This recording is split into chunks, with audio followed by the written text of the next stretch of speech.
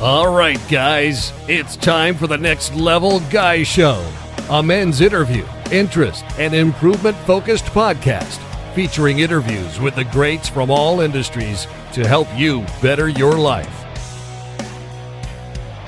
Each week, a new episode features an interview with one of the greats, covering all aspects of their story, from life hacks to tips and protocols that have allowed them to live life on the next level. We then highlight concrete action steps that you can use to improve your life. And now, your host, Ian Dawson Mackay.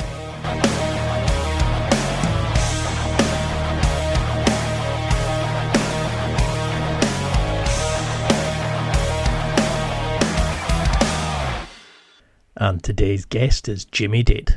Jamie is a men's dating coach whose aim is to help men fall in love with themselves so beautiful women can do the same. She's a TikTok viral sensation, and she prides herself on never having a bad date, and she can show you how to do it too. She's a knack for making the dating process fun and enjoyable, yet refrains from sugarcoating anything that you need to hear to reach your dating goals. Jamie's clients have found tremendous success learning how to attract more high-quality women, both in person and online. As a professional catfish who picks up women just to show clients how it's done, she will teach you the in and outs of swiping left and right. She's an expert in conversation, banter, and can teach you how to escalate flirtation and build sexual tension with ease. She's often referred to as a red flag whisperer, and she'll coach you on how to identify the red flags and how to navigate a healthy relationship or relationships if that's what you're after. With a background in door-to-door sales and a deep respect for men trying to better themselves, she uses her interpersonal, honest and informative expertise to teach with a very practical, step-by-step approach to meeting and attracting women. No vague, cliché advice offered or accepted. Whether it's teaching the art of conversation or showing you how to own your confidence, Jamie's approach is not only effective, but it's entertaining. Want to up your dating game? Jamie Date is the one to call. And now, let's get to the interview.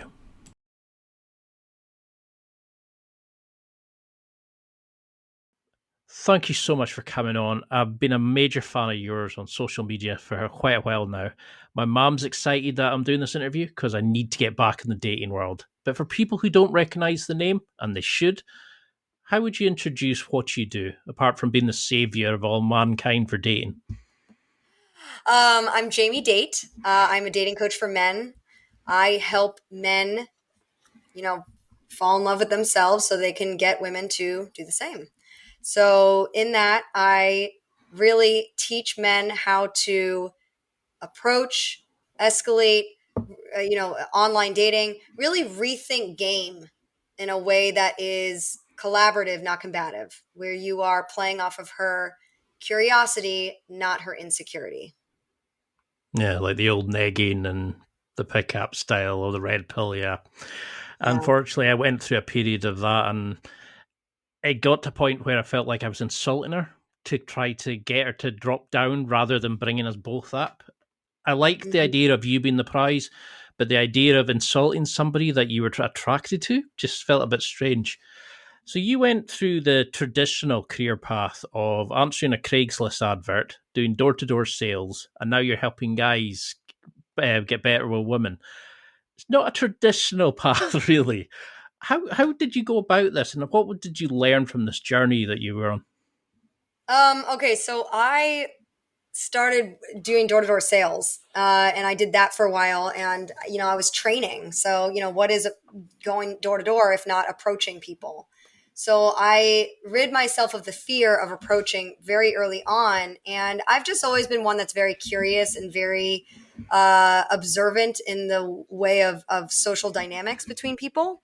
And when I worked for the sales company, and then I quit and I left, and I did like a little brief stint in South America. I eat, prayed, loved my way through South America. I came back, answered a Craigslist ad, and it was for this party, and I was able to talk to these guys and see, what they were doing right, what they were doing wrong. And I think because I had the sales training background and just who I was as a person, I was able to kind of give more fine-tuned advice versus maybe the other women that were in that little pool.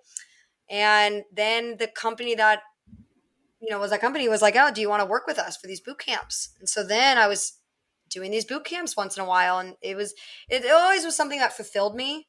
And I got to, I think any sort of coach or teacher can agree with me on this. Like when you see the light in the eyes flicker when they get something, right? Or when something that, someone tried for actually gets it. And I got to see that with men. And so what we would do is we would create this safe space where they would practice on me. They would practice talking to me, approaching me, flirting with me, and I would be able to give them real-time feedback that was feedback that they never received before from someone. You can get it from a guy's perspective, but a guy is only going to have from his perspective. Whereas with a woman, I think our advantage is I've had multiple different types of guys approach me. I've been attracted to multiple different types of guys. So I'm able to see from a multifaceted point of view what women do find attractive, qualities, even in the looks department, even in, how you present yourself, things like that. And so that I think has been the thing that has helped with my success. So how would you define attraction? Because we all think it's if you've got the hots, if you fancy, whatever your terminology for it is. But how would you define what it actually is from the sort of social dynamics for a female point of view compared to a male? Because you mentioned in a podcast where the men were hunters and women were like dimmer switches. And I love that analogy. And we all think women love muscles, looks, etc. Whereas others, we've got these other notions of it's like how you make you feel, emotion versus logic and all these kind of things. How would you define what actual attraction is so we can actually truly understand this in the dating sense? So you're absolutely right. Men and women have two separate ideas of what attraction means to them, at least in the beginning. So men, physical appearance is number one, right? It's not the only thing, but physical appearance is number one for them, right? They're very physical creatures. Women, it's not as simple. Women, it's not looks, it's not money, it's not humor. It's actually a man's circumstance. And the way that I define that is how a man interacts with the world and how the world interacts with that man.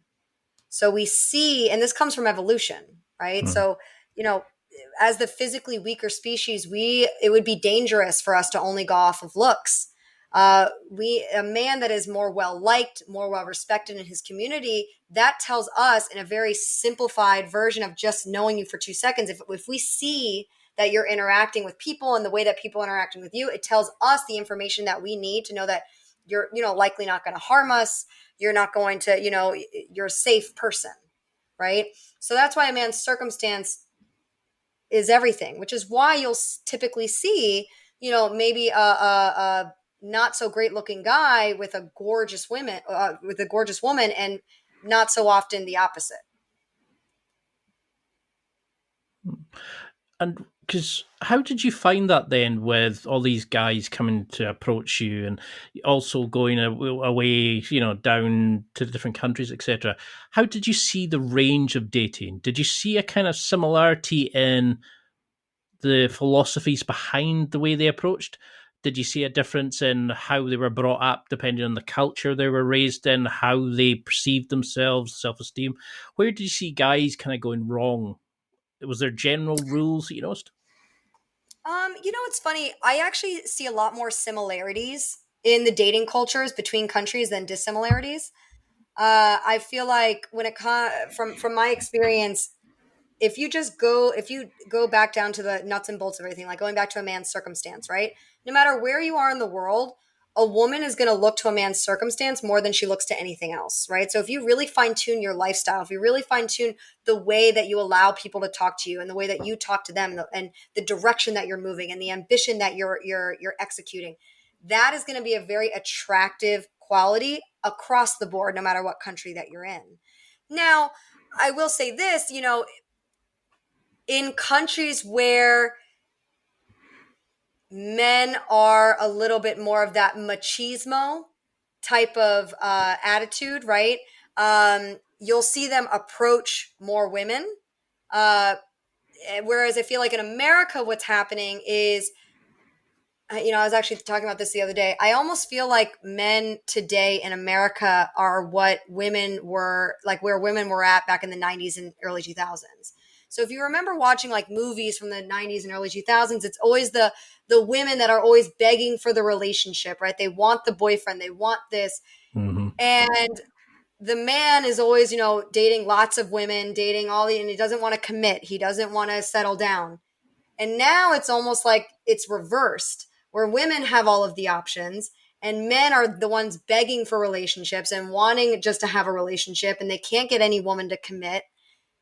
And, it's funny. It's like men are up in arms about this in America, which, it's very frustrating, very frustrating.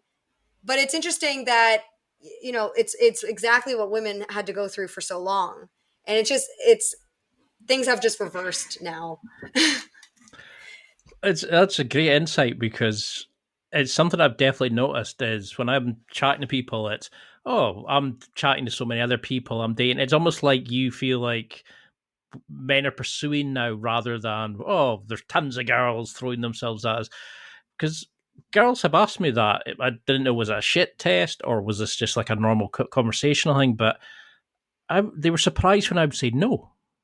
Like, and then they would think I was a player or I was trying to sucker them into something. It was really interesting how they kind of perceived the answers. Are you a fuck boy? Are you this? Are you that? And I definitely have noticed a change in dating culture. I mean, I used to have success when I was a bit younger, before COVID, the £100 went on my body. How have you seen dating change over the last, say, 10 years or so? How is the kind of the culture, the attitudes? Is that the biggest change you've seen? That the Yeah, power dynamic? men are just afraid. Men are just afraid to afraid to put themselves out there, afraid to be rejected. And I think it's coming from both ends. I think that, well, social media and the media doesn't really do them any favors, because it's almost like they just highlight this very, very small extremist sect of feminism, pointing to feminism, saying feminism's the reason, when in reality, I think it's so much more complex than that. There are so many other reasons why dating is harder nowadays. We can even just look at the way that we structure our lives. We're working longer hours. We're making less money. Everything is much more expensive. We're tied to our work. The way that society is built is we're constantly inundated with all the things that we don't have. So we are almost like and it's funny, they talk about this in zoos. They can tell if an animal is thriving if they're able to mate with another animal in captivity, where it's almost like we are all in distress, which is why we're not mating anymore. And so I think that's a much bigger reason than just the extreme feminism. That's a small sect of what larger scale feminism actually is. So I just always like to make that determining factor, because I think it gets lost in the sauce a lot of the times. But either way, like, dating is harder, period. And the reason being isn't because of man or woman. It's the way that we are living now. And I also think that feminism does play a part in it, because, and not extreme feminism, but what it was intended for, what feminism being, men and women are equal or have equal value and should be, accommodated as such. When women, we live in this country, and not even just this country, but, well-defined countries, women are expected to parent as if they don't have work, and work as if there aren't a parent. Teal Swan said that. And that line always stuck with me, because I was like, yes, this is why women are filing for divorce more often, because I think what's happening is we've had years. I mean, the feminism movement really started in the 70s, 60s, right? Like, we've had years of working up to this, where all of a sudden within the last few decades, men have never had that example of what it looks like as a father to do half of the parenting and half of the work. But yet women are expecting men to just figure it out. And I think that there needs to be something said about understanding that men have never had examples of this before. So it's going to be an adjustment process. And unfortunately, this is what that looks like. People aren't just going to snap to, so I am optimistic though. I do see that men and women are going to get on the same team, because honestly, at the end of the day, we're going to have to battle the, post capitalism, the planet dying, all of these things, because our literal lives depend on it. And that's kind of my why. I really want to get people to a place of love and connection again, because we are suffering this epidemic of loneliness, and it's very sad to see. And I've been meeting with more and more. I mean, even today I met with a 32, he was virgin. Like, I meet more virgins than ever. And it's interesting that I think has been the other thing that's just been changing a lot. It's just, men are just afraid. Men are afraid to put themselves out there for the repercussions. Definitely. I feel that now. When I spent a lot of time building up the podcast, working late, and suddenly I knew 5 years down the road, I was thinking, I don't have a social life. I've got no social group. I don't know how to go out and do this anymore. And it took me a while to get back into it. And you talked about how we need to remove the stereotypes of dating. Is that a big problem then, that we don't understand the biological underpinning of it? We still believe if we're good looking, if we have the powerful job, if we have the money, that's attractive, that it's a woman's role to be in the house. Do guys need to move on from this red pill Andrew Tate bullshit that's out there just now? That, we've got to be the dominant power one in the relationship, because there's so many variations of it. Yeah, I mean, with red pill, I've just worked with so many clients that have left red pill because they can't. It sounds fine and good. You get that echo chamber, because I think a lot of these guys cling on to something like that because for the first time they're feeling heard. Their woes, their sadness, their loneliness is being validated by these echo chambers. The problem is that they're echo chambers, and to be able to grow mentally, you're gonna need to start to understand and see and inquire other lines of thinking, because that is going to be the thing. I mean, listen, we find, and John Vervaeke talks about this. He's a philosopher. He's one of my favorites. We define our sense of self through other people, right? So, when you're a child, the only people are your parents. So what you end up doing is you just copy the way that they think, you copy the way that they do, they say all the things, because it's the only thing you know. Over time, as you grow up, you start to have other experiences, other relationships, other interactions that make you question yourself. And now you have self-reflection. And now you can figure out who you are from that contrast. The opposite's true. People who have very few interactions lose themselves a sense of self, or never develop one to begin with, because they don't have the contrast. So what's happening now, especially with this work from home culture, also the other thing too that affects dating, I think, is there's nowhere to go unless you're willing to spend $100 to go out, right? Yeah. The only place, like they talk about the idea of the third, right? The third place you go. So it's, the house, the work, some people go to the gym, but where's the other place you're going? There's no hangout spots anymore, unless you're, going to the bar, which is alcohol culture, which is kind of on its way out. So people are very lost. That mixed in with this isolating lifestyle where people aren't talking to each other and therefore getting social anxiety, because it's that way, by the way. It's not, I have social anxiety so I don't talk to people. It's I have social anxiety because I don't talk to people. What's happening is that people are losing their sense of self. They no longer have anyone to contrast it to. So it almost exacerbates this red pill where it's an echo chamber of only one thought. And in that case, to me, that's not growth. You can feel better, but I know what ends up happening, because I see these guys years into it. They're like, it comes to a point where it's like, the other shoe's got to drop. I'm still not getting women. I'm still not happy. I still fucking hate women. And then really it's, I hate myself. because I'm not living up to this idea that society tells me I need to be a man. And so this is where, some industry, or, in the coaching industry too, it can get kind of manipulative.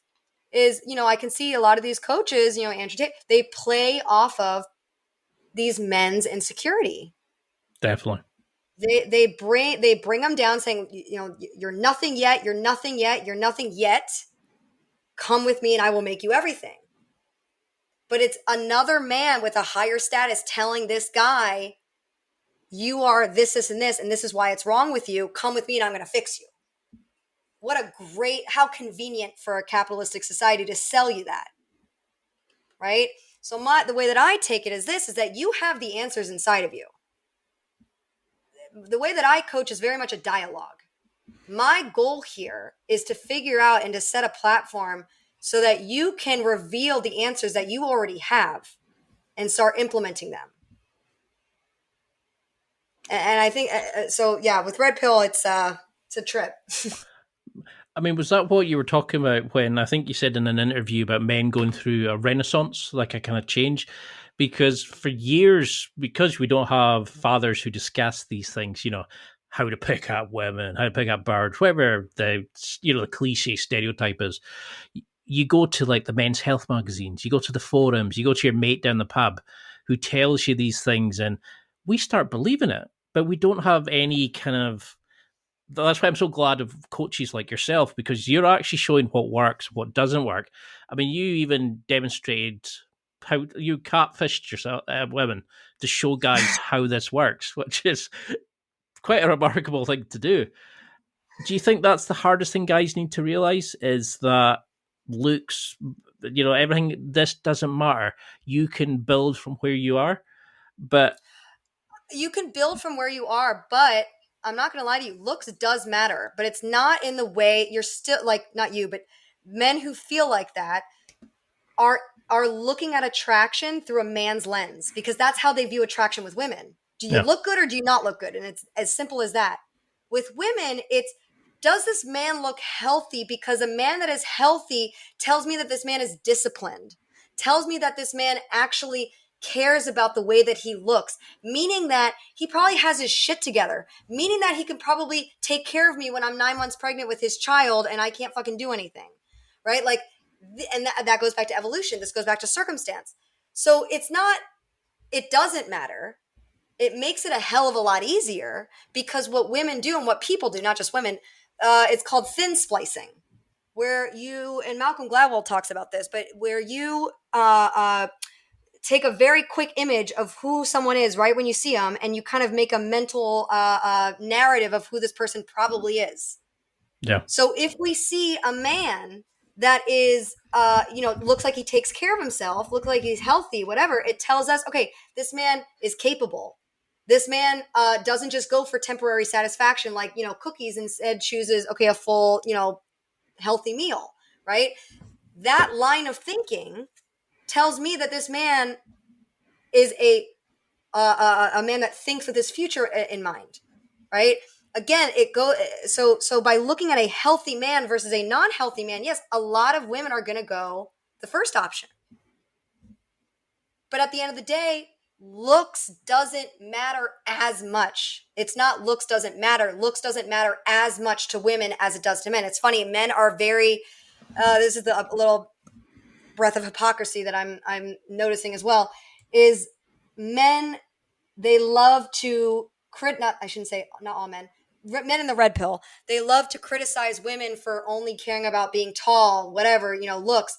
But it's funny, because men are actually number one in requesting a woman be fit, a woman look good, a woman, have boobs, butt, thin waist, all these, blonde, whatever, all of these physical traits. That, I think that's the point I'm trying to make, is that we are a lot more similar than we are different.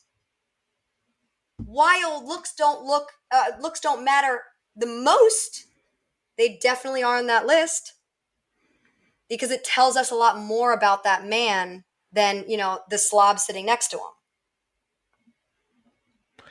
So where then do we start? Because you were saying that there's three main points where There's your kind of approach, like day approach, night game, whatever you want to call it. Cold There's approach. your Yeah. social life, and there's dating apps. What's the best way for a guy? Say you've got somebody single, virgin, just left, divorce, whatever it is. What's the best way for them to start meeting people? Or should they be working on themselves enough to build that authentic confidence to pull people into a self-amused, happy, exciting life? Which approach would you go for originally if you were coming back into it, or single, whatever it is? So, I want to debunk this whole working on yourself thing. Like a lot of people say, oh, I'm going to, go into my burrow and work on myself. And then I'm going to emerge this beautiful butterfly ready to go. And like, that's actually not how that works. Again, what John Vervaeke's saying is like, you actually can't define your authentic sense of self without people. You can't do it alone. The only caveat to this, the little asterisk, if you will, is if you are just out of a breakup or you're still getting over somebody. Yes, in that case, absolutely go take all the little self-care days that you need. That's where you can kind of, bunker down and cry it out, feel out those feelings so that you can be ready, right? But for men that are ready, it goes back down to two things: skill set and mindset, right? So we can start with mindset. So mindset is physical, which is, your physical health as well as your nutrition. Then it's your mental health. Then it's your social, and then it's your spiritual, right? Those are kind of the four sects that I almost call like sharpening the saw. That's actually something I got from the sales company I worked for. So physical health, this country and in America, I should say, we do a very bad job at really honing in the point that your mental status, the way that you talk to yourself, the way that you think, that literal happiness gauge that you have, the size of it is dependent on the food that you're eating. Most people think physical health is just going to the gym and eating, a few salads or, eating about. But if you are very cognizant about what you are putting into your body, your physical thoughts will start to change. So that's the first thing I get to people. If you are not actively working on not just going to the gym, because guys that also, they'll do that too. Oh, I go to the gym every day. Well, what are you eating for dinner? Well, lasagna. Well, all these other terrible. Well, then what's the point of going to the gym? Right? You're doing the same thing over and over again, expecting different result, right? So again, it has to be a combination of the two, because what ends up happening is now your thoughts start to change. Now you're going to start to see the world differently. Now the information that I'm going to be telling you and coaching you on, you're going to start to accept it a lot easier. It's easier for me to coach as well, because a man that is also working on the discipline of going to the gym and doing the hard things, the hard labor, is also going to be easier coached to do other hard things, right? So now you're getting into this habit where you are just yes, Jamie, I'm going to go to the gym. Yes, I'm going to do this. Yes, I'm going to try this, right? So this is physical. Mental, gratitude list. Let's start looking at things that we like and stop focusing on things that make us sad. So I listen to a ton of podcasts, and one podcast that I love is This American Life. Shout out. There's one episode that came on during the pandemic, and it was about, I think, this guy where, he realized that he was just constantly, and society will do this to you. They make you focus on things that aren't working for you. He's so tired of focusing on things that are wrong. What's wrong, right? Everything's wrong.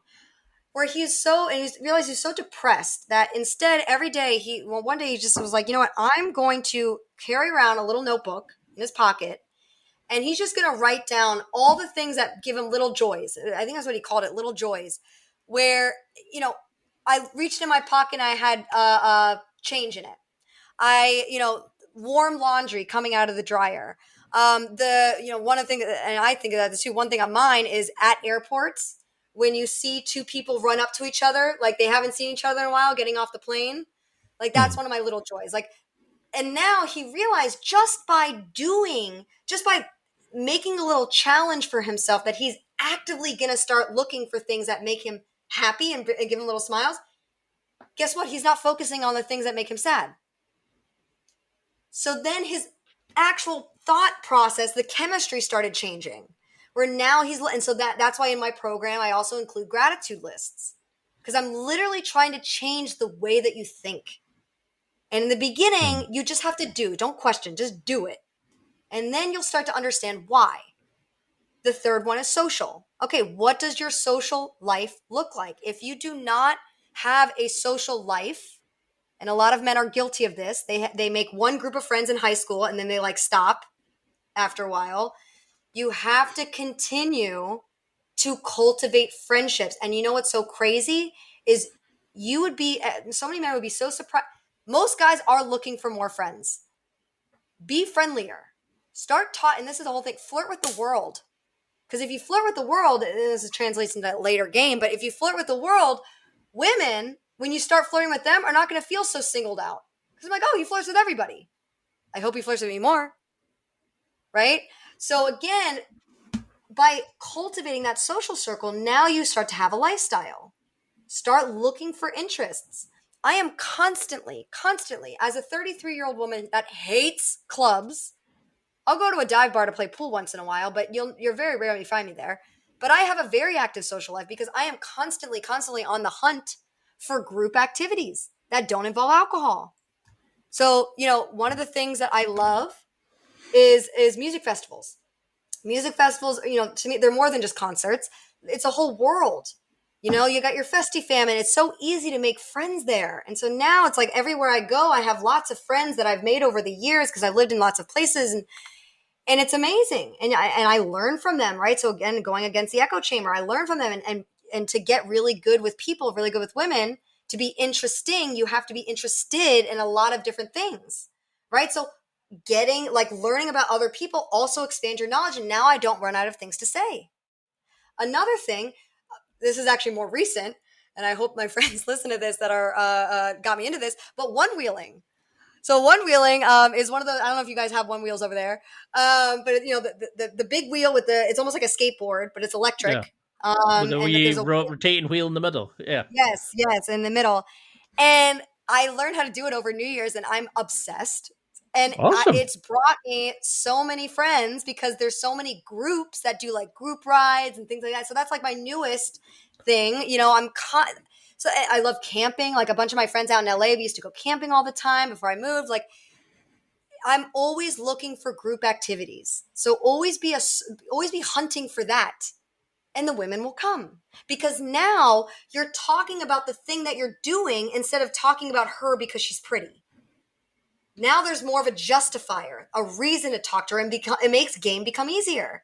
But if you are just going off of, I don't have any friends, I just want to date, and then you complain about how there's nothing to talk about, well, step back and look at your life. Are you just committing all of your hours to your work?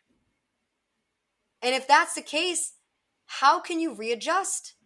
Because all the science has come out, and it's always saying, listen, money doesn't buy you happiness. It buys you options, but it doesn't buy you happiness. What buys you happiness?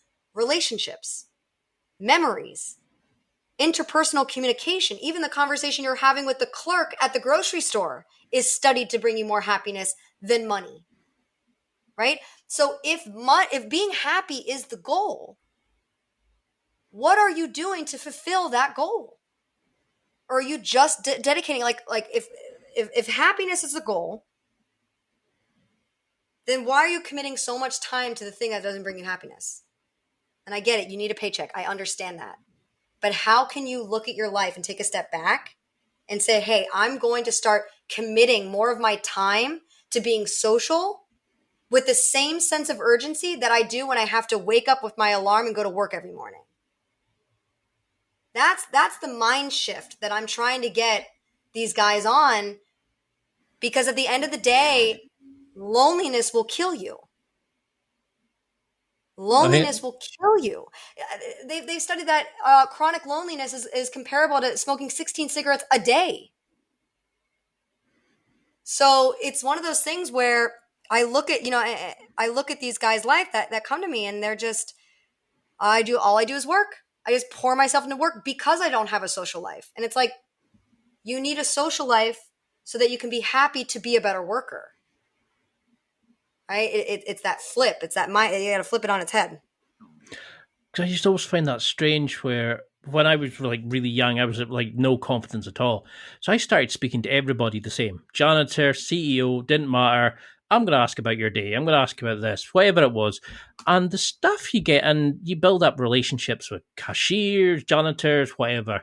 And, you say good morning, how you getting on? It can be silly things. And I never understand that in a date where somebody can say, "Oh, we didn't have much to talk about." You have her entire life to ask questions about. Mhm. You have yours to share. I never understood that. But for those people who are going, which like I obviously thought I was like had an amazing answer, but for people who are going, "Oh, I don't know if I could go out and put myself in these situations," do you have a way of getting over that initial, "Oh fuck, that's scary," going and meeting all these new people, being that person has to put yourself out into the situations? Or do you only work with people who are ready to put themselves into those environments? I mean, are you ever ready? You know what I mean? It's just a matter of if you're going to do it. We have to start looking at social interaction like we do every other skill. And this is new.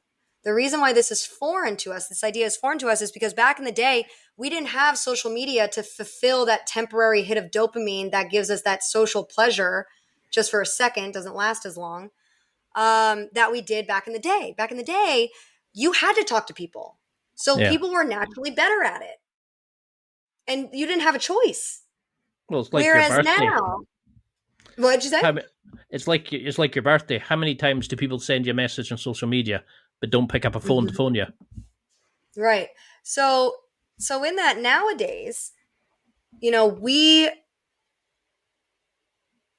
have to just start doing. It's just like every other skill. Were you afraid to ride a bike when you were a kid? Sure, but you did it anyway. Right? Any new skill that you're doing, you have to learn, and there has to be a room for failure. And so in that, it's yes, you're scared. So to those men, I say, yes, accept that you're afraid. Yep. Now, what can you physically do to calm yourself? Okay, take a few belly breaths. If you breathe in for 3 seconds and breathe out for 4 or 5, you are naturally calming your state of being. Right? Now, in the beginning, sure, I actually prefer, or I'm not prefer, but encourage some guys who really, don't, very afraid, don't know what to do, don't know what to say. Yeah, sure, I can give you some canned lines. I can teach you some things to say in the beginning. Do I want you to stick to those? Absolutely not. But just enough to get your mind to recall that, hey, listen, the last time I talked to those few girls, it didn't actually go that bad. All right, maybe I'll try it again. That's where I want to get you. Okay, so now that I got you here, let's push the envelope a little bit further. But don't look at the mountain, just look at the first step. And the reality speaking, most women, and this is something I learned in sales too, there's something called a 10-80-10 rule, right? When you're knocking on doors, 10% of the people, they're going to be easy. They're going to be the ones that you just happen to knock on the door at the right time with the right attitude, and they're going to say yes. Boom, easy. The other 10% of the time, those are going to be the mean ones. Those are the ones that are going to call the cops on you, kick you off their doorstep, be really upset. So in the world of women, right, those are going to be your bitches, right? The ones that are very, very mean, very, trying to prove themselves, whatever. But 80%, and if you include the 10%, which makes it the 90, the nice ones, they're going to be indifferent. They're good. Either way. So my goal is, how can you convert that 80% into the ones that are into you? I'm not worried about the 10% bitches. But it's funny, social media, and I can always tell when someone's addicted to social media, because their mindset is every girl's like this. Every girl's a bitch. Every girl's waiting to call the cops. Every girl, and I'm like, ooh, no. Get off the screen, touch some grass, go outside, breathe some fresh air, because you've been inside for too much, right? So again, you got to check yourself sometimes. The accountability. How many new people are you talking to? Is it just the people on the internet? Well, you might have those. That worldview then. It's always those people you hear have these like very general rules, or they generalize everything. It's not just that one person was having a shitty day or that event caused that. It's every woman, it's every blonde, it's every tall girl, it's every short girl, Mm-hmm. it's every cocky girl, only fan girl, whatever you want. And I always find that it's like how many people use that as a justification, that rather than it's just a bad experience, reset, restart.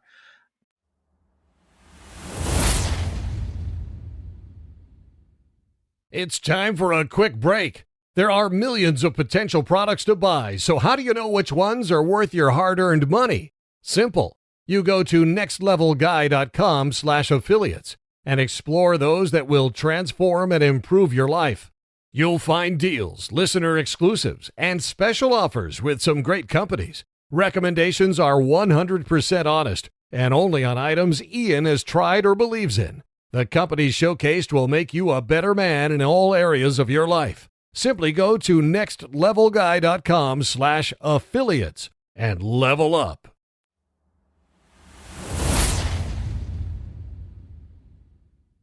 How would you, they say the best relationship is the one that you should have with yourself, the most important one.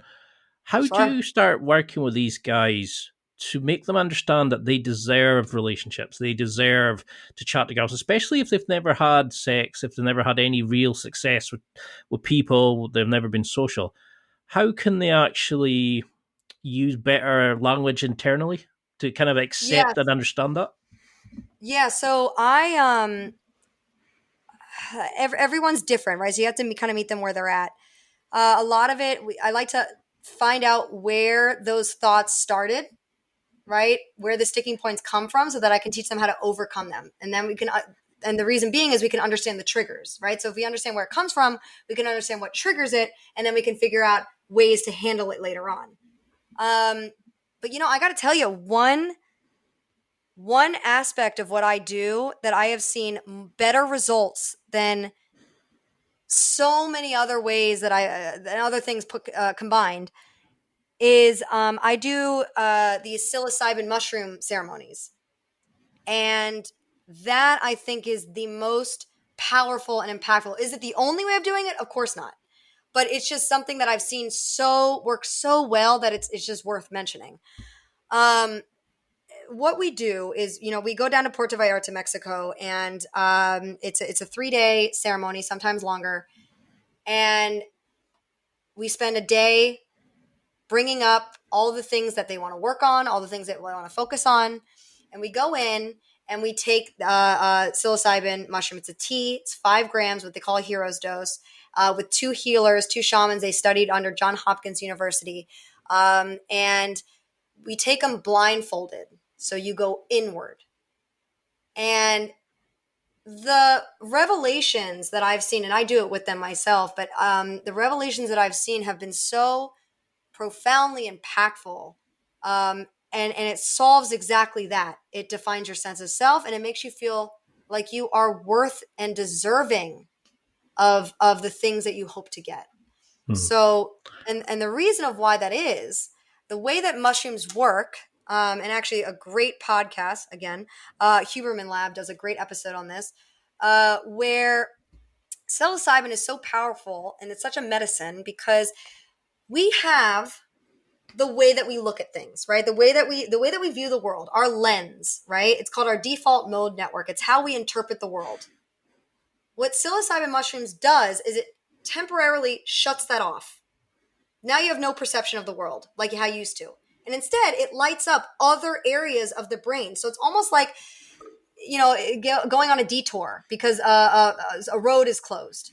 So now your usual path of transportation, the way that you think, you have to go around it. You have to figure out other ways of understanding whatever narrative you're focusing on, as well as the the serotonin that is involved with it, which makes you feel loved and secure while you're seeing things from a different perspective. So if seeing things and making yourself feel differently about yourself is the goal, it's one of the most impactful ways I've ever seen it done, because you literally come out of it with your brain having now formed a new neural pathway And understanding that this is a much easier path of least resistance way of thinking about this. I like this way better.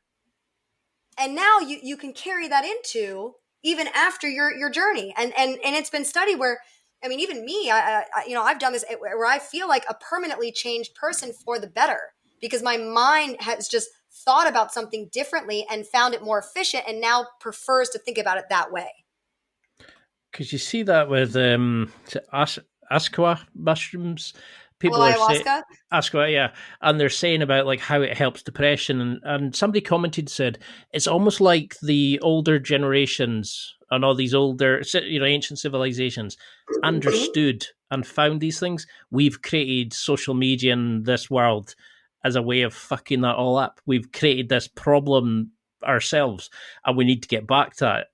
And I found that really interesting, because I think I've listened to the Huberman episode on that. Mm-hmm. So Mm-hmm. if we are starting to build this social life, getting out there and doing these things, how do we then escalate between making friends? How do we know when somebody wants to be approached? Pick up, talk about indicators of interest, all those sorts of things. Mm-hmm. Mm-hmm. How do you know if somebody's into you? How do I know if a girl wants to be approached, if she's willing to be talked to? Then how do I know how to move it on? What are these kind of things I'm looking out for? So this question, I mean, it's a loaded question, right? But it's inside, it really starts inside out. So first of all, to all the guys out there that are listening that are like, oh, she's probably busy. She's probably in a rush. I don't want to bother her. Let me ask you this. If a 10 walked up to you and started talking to you, would you be annoyed? If a 10 walked up to you and made you laugh and made you smile, would you be like, oh, I have to go? No, you'd make time. Why? So the question isn't she probably won't be interested. It's why wouldn't she be interested? It's you. So if you view yourself as a bother, that's exactly what's going to happen. But if you view yourself as someone that can provide value, then now I'm interested. So how can you, then it becomes, how can you provide value? Okay. Making her laugh, not being dependent on an outcome, not be solely talking to her just so you can grab her and put her into bed, right? You are now just dropping little, self-amusing, you're inviting her into your fun, and you are now reading her receptiveness levels and making an assessment, right? So it's what I call the attraction cycle. Lead, read, create space. So lead, first step, leading the interaction. So leading with value, a guiding principle, making her laugh, inviting her into your fun. From there, you're not outright, she doesn't feel singled out. You're also talking to all of her friends. So going back to what I was saying earlier, flirt with the world, right? You are now adding value to the spaces and lives around you. I mean, it's literally the background of my phone screen, that quote. And because I believe I want to add value to someone's life. I want to add value to the space that I am in by making people feel like they're having fun and not being singled out, not being, oh, this guy's flirting with me, he's probably going to want this. No, he just made me laugh. Okay, now I'm interested. Okay, how I'm going to know how you're going to read her receptiveness levels? Okay, I have a thing called CHEAT. CHEAT. C is for conversation quality. Is she continuing the conversation? Does she seem like she's into it? Is she adding into the conversation? Right? What is the quality of it? H is for hair. Is she constantly kind of grooming or flipping her hair, making sure that she looks really good to show you the girlfriend face, right? Which is what women do. E is for eye contact. Does she look at you for just like a little too long? A is for attention. As soon as you start talking, is she immediately to look at you? When you guys laugh together, is she looking your way? Because studies have shown that if you guys laugh, you automatically look at the person that you feel closest to or the person you're more attracted to. And then T is for touch or tap. Is she touching you? Is she, like, oh my God, I have to tell you something, and touching you on your shoulder really quickly, or leading you to go show you something, or introducing you to her friends, and all of these things. Okay, now that's the first layer. All right, we're still feeling good. Okay, now I'm going to make her laugh a few more times. Now I'm just going to invite her and her friends into my fun. I'm going to introduce her to my friends. We're going to have a little group dynamic going on. I'm going to reveal information about myself. Ask her about her. but don't question stack. You can turn a lot of those questions into statements by making observations or cold reads, things like that. That's getting a little, anyway. And then after reading of the receptiveness levels, then you're going to create space. This is the most important part of it. Creating space means that you're not lingering. So you might draw your attention away. You might start, you might like flirt with her a little bit, but then pull back and go back to friend zoning her. Because, and this is where guys are like, well, that's so manipulative. Like, you're playing off of her insecurities because he's like, why isn't he hitting on me anymore? I want him to hit on me. Well, no, what you're doing is you're now creating that space to empower her to come back and show you her interest. And now you know that she is someone that's going to try for you, because that you deserve no less. And thus the cycle begins again. Then you lead, and then you read, and then you create space. You lead, read, and you do that all the way up till you're escalating into your flirtation vibe that you're trying to create, into like the more intimate connection vibe that you're trying to create, until the more erotic or sexual vibe you're trying to create. Right? So there's a process of it. But that's the other thing, going back to generalizations that men always have, is, they think it goes from here to here, right? And if you are listening, go from the bottom all the way to the top. I'm going to talking to her, and all of a sudden, now I'm going to kiss her, and she's going to say no. It's like, well, you're doing it wrong. Yeah. That's not an escalator. That's an elevator, right? It's an escalator for a reason. You are going slow, and you're making sure with each cycle that creating space, she's coming back to you. She's continuously showing that investment. And then you would be doing her a disservice by not escalating flirtation, by not sexually building sexual tension, by not touching her, by not kissing her, because she very clearly wants it at that point.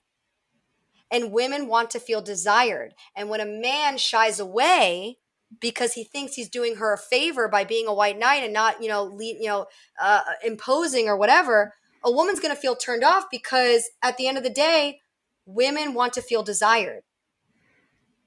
Jordan Peterson talks about this. Look at all of the narratives that women love. They love, Twilight or 50 Shades of Grey. What do all those have in common? A man that is, known in his community, that is, respected in his community, he finds one girl that he is just so desiring of her that he shows her a side of himself that he doesn't show anyone else. She feels chosen. Women want that feeling, but they want that feeling from a guy that isn't giving everything to her because she's the only one showing him any remote interest. She wants that feeling from a guy that he has other options, but still chooses to be with that girl. Now she feels chosen because you're being chosen out of all the other options, not because you're a last resort. That's the difference. I love that. I knew you were going to be good, but I didn't think it'd be this good. Dude. I was trying.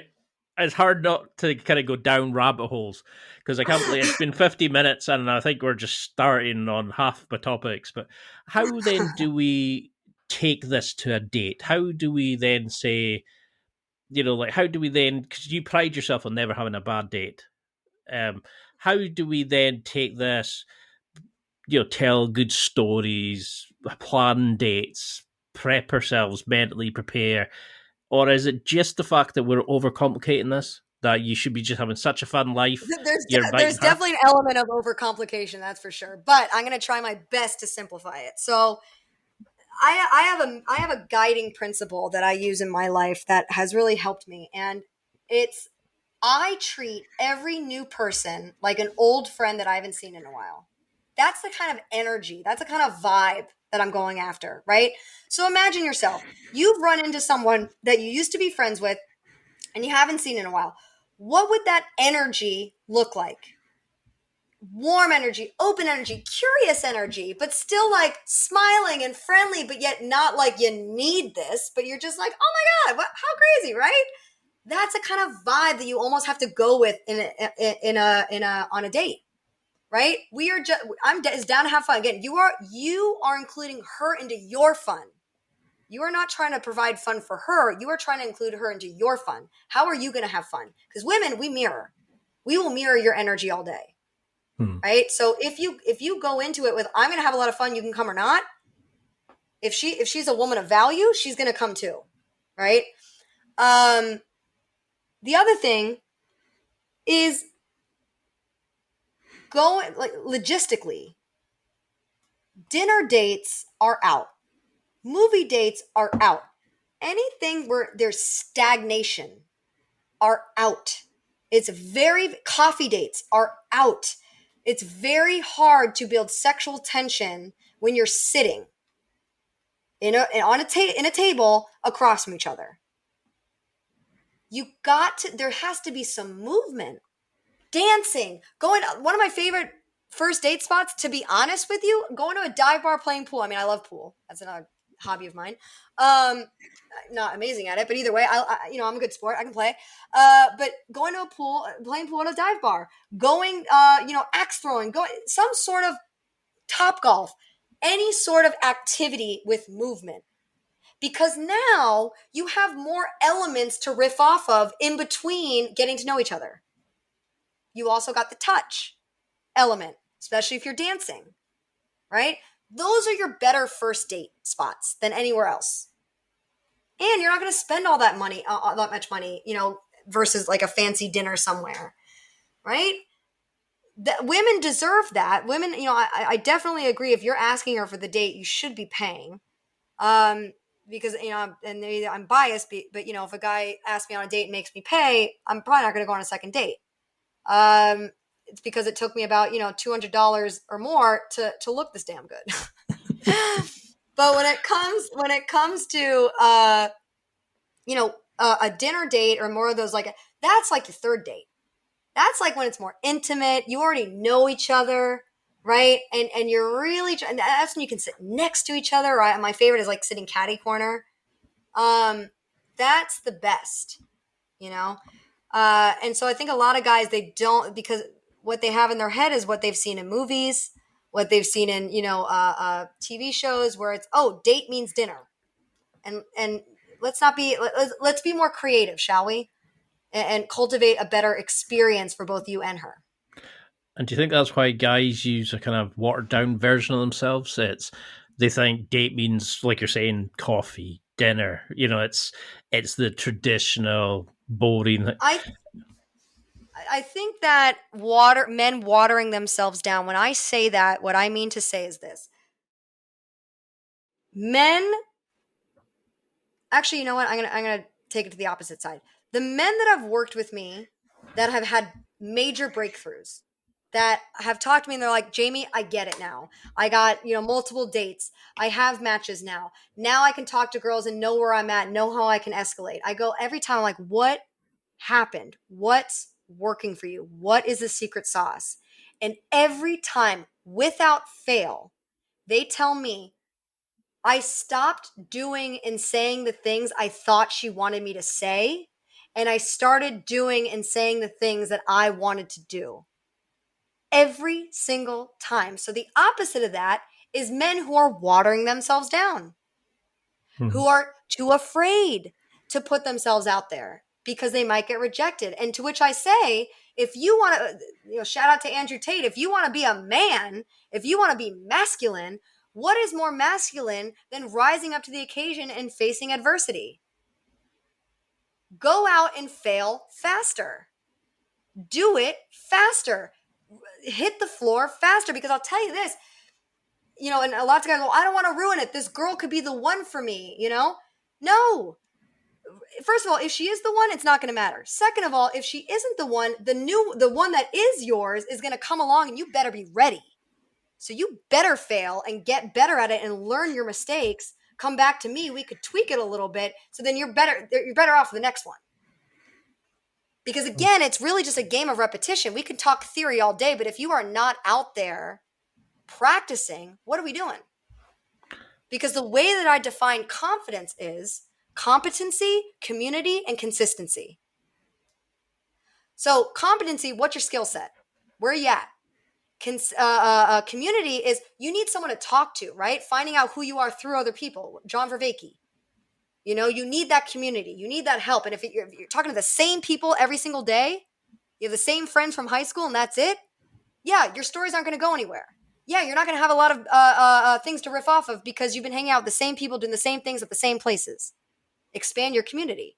And the third is consistency. How often are you committing to getting better at this skill? You I do mean, all those things, maybe you're confident. because Confidence will come.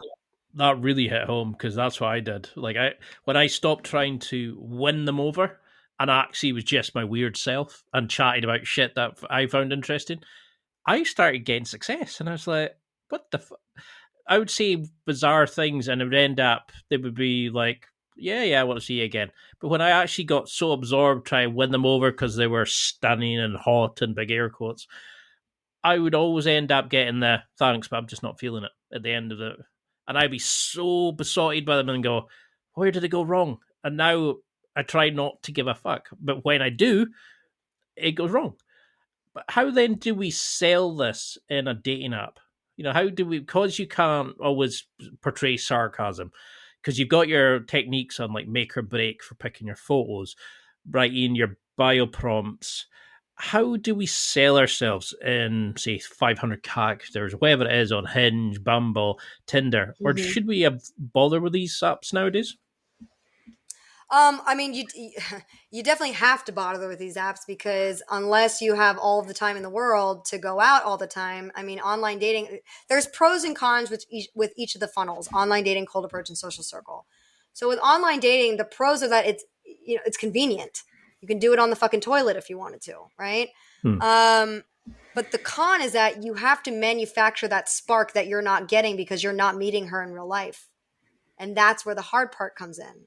So yes, there are ways that you can showcase humor. And that's the other thing too. A lot of men, they're very logical. They take dating apps very seriously. So when they say like green flags I'm looking for, right? They can say, well, I'm looking for someone who is fit and someone who is smart and someone who is nurturing and whatever.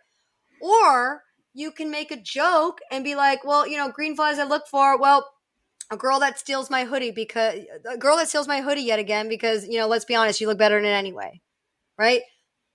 Something funny, making her laugh. That's the best part because then it's going to be using or appealing to her curiosity and making her curious about you, which is the first step of attraction. The other thing too, I mean, there are ways where you can cultivate that spark.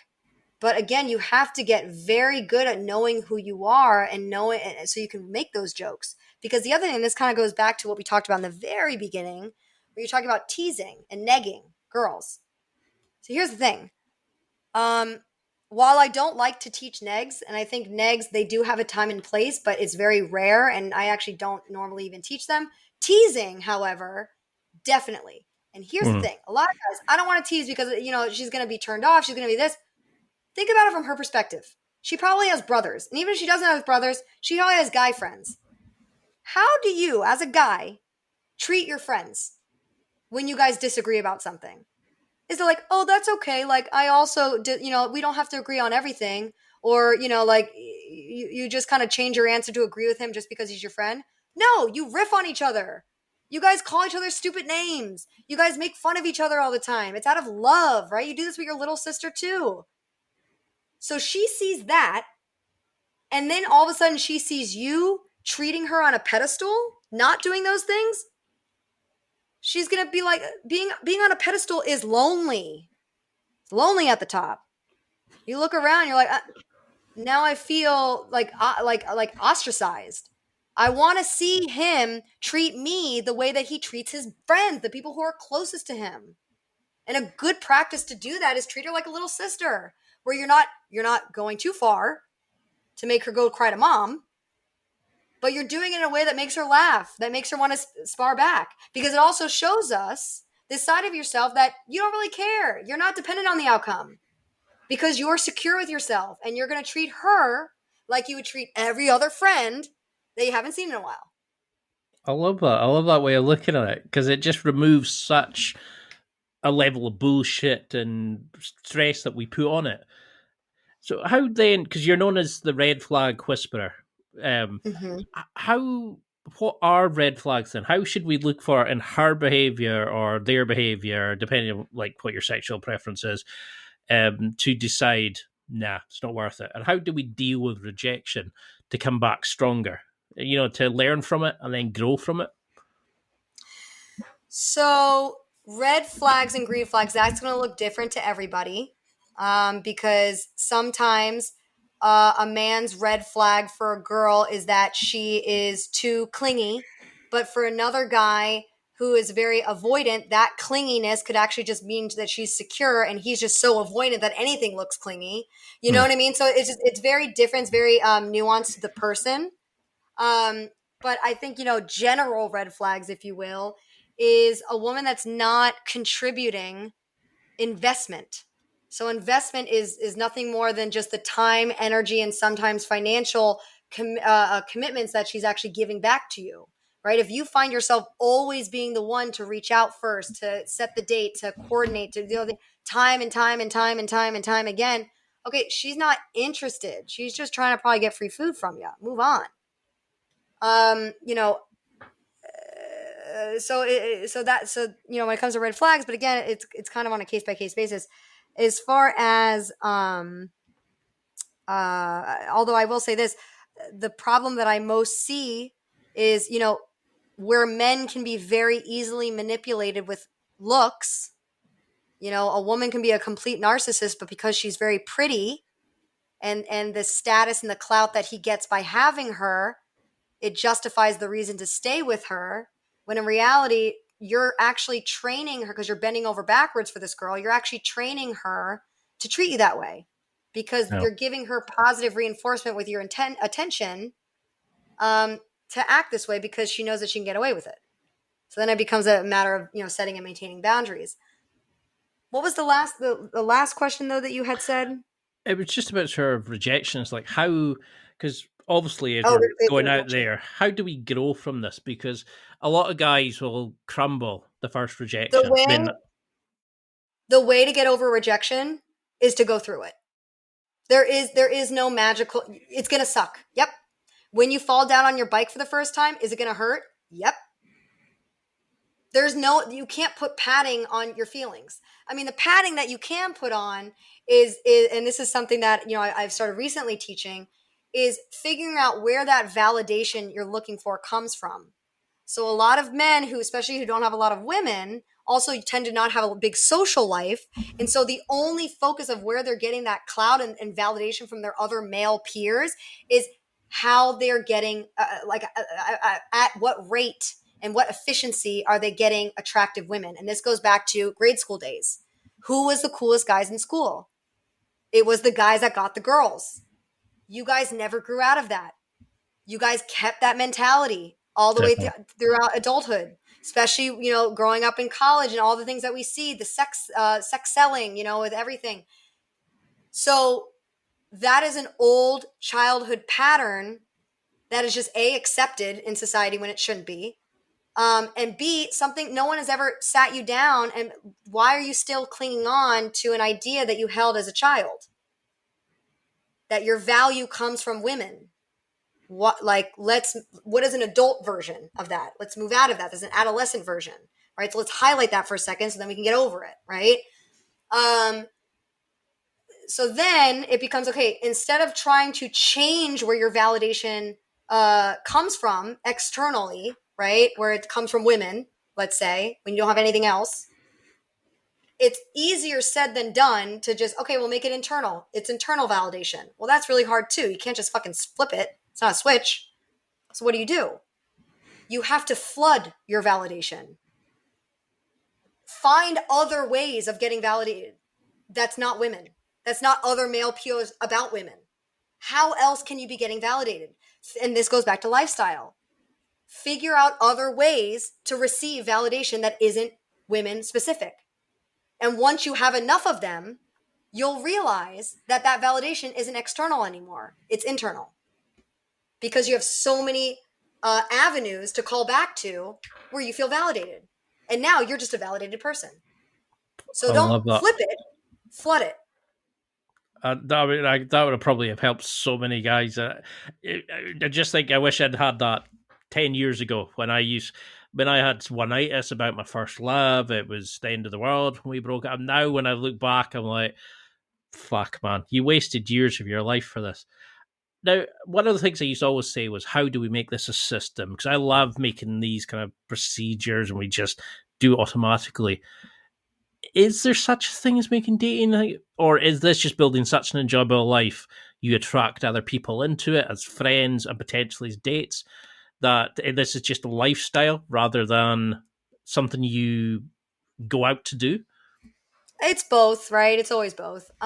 Because there are systems that you can put in place. You can learn, right? And a lot of people are like, well, I don't want, now I'm being fake. Now I'm doing this. Well, not really. When you go to a job interview, do you just wing it? Or do you come in with actual, evidence and questions that you want to ask, and you look a certain way and to get what you want? Is that manipulation, or is that just being smart? Right? So again, dating is the same thing. You are the person being interviewed. How can you put your best foot forward, right? So there are strategies and methods to put into place. And that's kind of where my program, Relationship Renaissance 90, comes into play, where we take a logical approach to an emotional problem, right? I mean, you've heard me throughout this entire podcast. I don't give vague, generic advice. It's all very practical. It's all very step by step. I make sure to explain things in a way where it makes sense, where then when I tell you I explain the why, so that when I explain the how and the what, it just clicks, because now you understand the why behind it, right? So in that, yes, you can. And it also, but in that methodology creates a lifestyle. That's what you get. That's the prize, is you get a better lifestyle through the methodology that I teach and coaches teach, not just me. Right? So in that, it's both. Getting the lifestyle, though, is just the result. Because that's something I used to do in my show, was to analyze great examples from media and pick people who were great examples of masculine men, or great for successful men, or whatever the guest was famous for. People we could imitate and copy their skills until we could build that part of our life. But you mentioned on your show recently about how James Bond wasn't a great example, but we see men look at him as a good example of an attractive, great man to copy for picking up women because it's in the media. Who is actually good examples of men for us to imitate or to follow or copy? Oh God, I mean, there.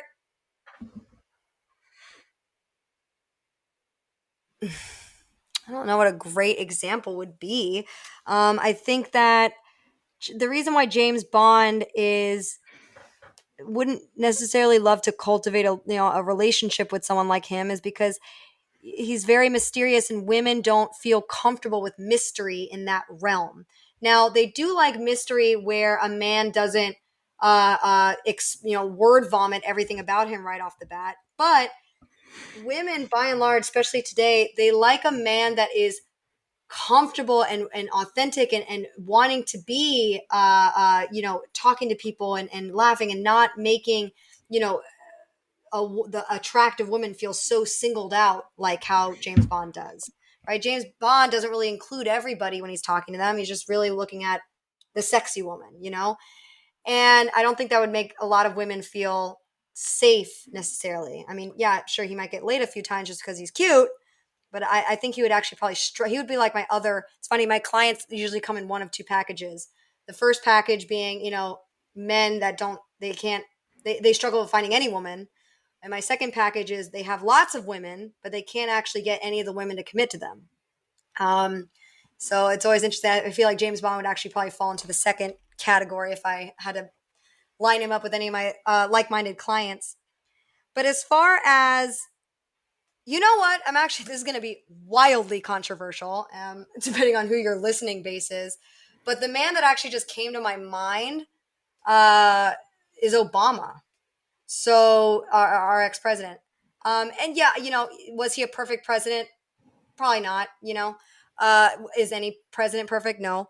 But the way that he carries himself is a really great example of what I call like healthy masculine, where he's just a man that is driven. He's ambitious. You laugh at himself. You know, if you've ever seen him in just like personal interviews, he comes across as a man that is, you know, a trustworthy guy that is not dependent on an outcome with you, like is still going to do what he's going to do. And I think that it's funny. I've never actually thought about this question until now. That would be a good one. And I'm sure as soon as this podcast ending, I'm going to think of a million other ones, but either way, that's one that came to me. Because for me, I used to always think Henry Cavill. I always liked his kind of style of just enjoying life to attract people. Jason Statham. I don't know. Do you know Tom Hardy? Who? Yeah, Tom Hardy would be a good one. Actually, Cosmo, who is another dating coach of mine, and actually the coach who made me into a dating coach, winner of VH1's Pickup Artist. Tom Hardy is like like one of his favorite actors, and he often refers back to him. So it's interesting that you said that. And what the sort of the final thing I would probably want to know is, how are you going to keep scaling this? Because you're helping so many people, you're changing so many lives. Is there plans for like TED Talks, for further books? What's the evolution of your brand going to be?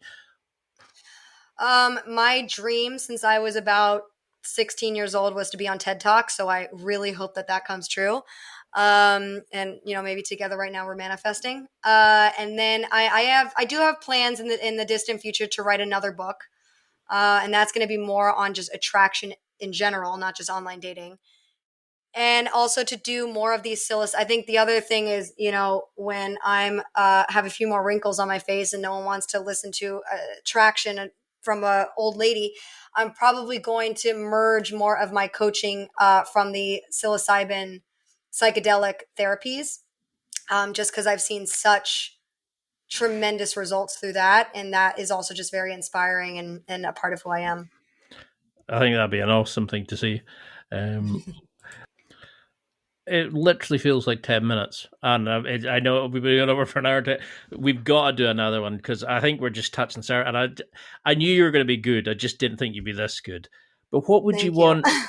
What would you want people to take from this? Because I mean, there's so many things I want to ask on, but I know that these could be podcasts on their own. What would you want people to remember from this? Like a kind of a take-home message, some homework, or just something, a key point or a key set of points you want them to remember? I think the thing that I want men that are listening and struggling with these types of things is to hear is this. First of all, you are not alone and it's not your fault. I just got chills when I said that. We live in a society where it is growing harder and harder to do this. Something that our previous generations made it seem like it was so easy that it even adds, and especially with social media, it adds to this whole I don't have it, and so I am way worse. So at the end of the day, you're not alone. The reason why people like me, dating coaches like me, has become a bigger and bigger thing is because just like everything else, people need help with this, right? In America, where we started eating, you know, fast food and you know, cheap cereals and things like that, where it's, you know, we're all getting obese, if you will. There is a rise in personal trainers. There is a rise in gyms. It's the same thing that's happening. It's just something with being social because we're all isolated in work, because we're sitting behind a screen all the time. There's going to be a rise in coaching, right? So in this, there is a solution. So I guess what I want men who are struggling with to think about is this. If your life looked exactly the same a year from now, would you be okay with that? Do you want to change? And if you don't want to change, that's okay. But don't kid yourself. You are not going to outrun the male human feeling and desire for sex, love, and attraction and connection. That will never go away. No matter how much porn you watch, no matter how much, you know, forums that you write on, you will always have that. And it will get worse if it doesn't get fulfilled. So in that, if you are ready to make a change, if you even are listening up until this point, right? Think about it. How long are you going to allow yourself to be this way? And until you are ready to take that next leap, it's going to continue to get worse. So what I want people to take is just really sitting with themselves and thinking, do I accept where I'm at right now? And are you open to hearing that there's a better option? And that's where I come in. And what would that, if you had guys listening just now who are going, I need to work with this, with Jamie, I have to get her to help me. What services? How can we work with you? How can we see the amazing testimonials you have, your website, your social media?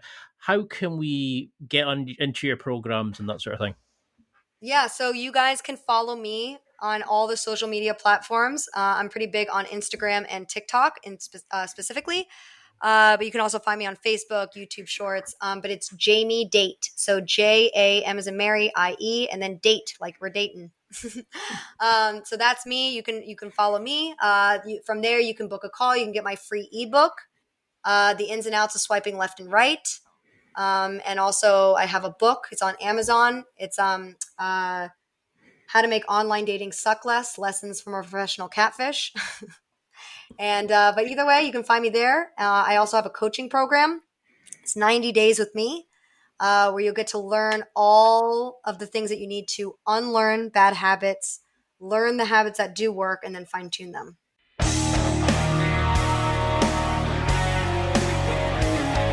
Well, that's it for another week, and thank you for listening. It's now time to take what you've learned and use it to develop and enhance your life with the key points mentioned.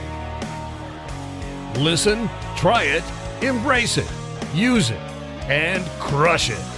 Now's your time to hit that next level in your life. If you liked this episode, then please leave a comment on the show notes or a review of the show on your podcast platform. Everything helps evolve the show. Until next week, keep seeking the next level in your life.